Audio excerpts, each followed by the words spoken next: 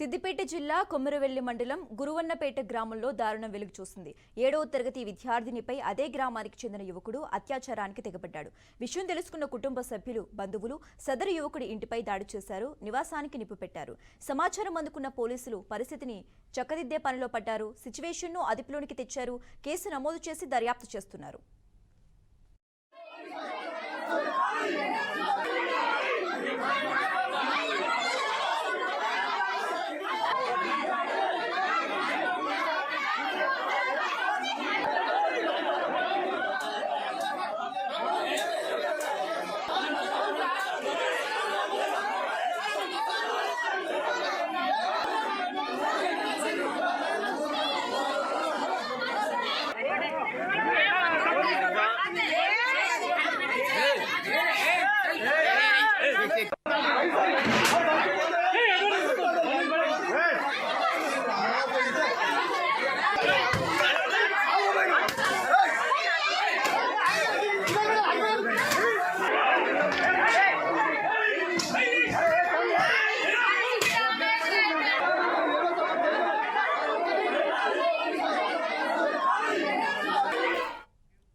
Right, ఇక ఇదే అంశానికి సంబంధించి మరింత సమాచారం మా ప్రతినిధి బాషిత్ ఫోన్ ద్వారా అందిస్తారు. బాషిత్.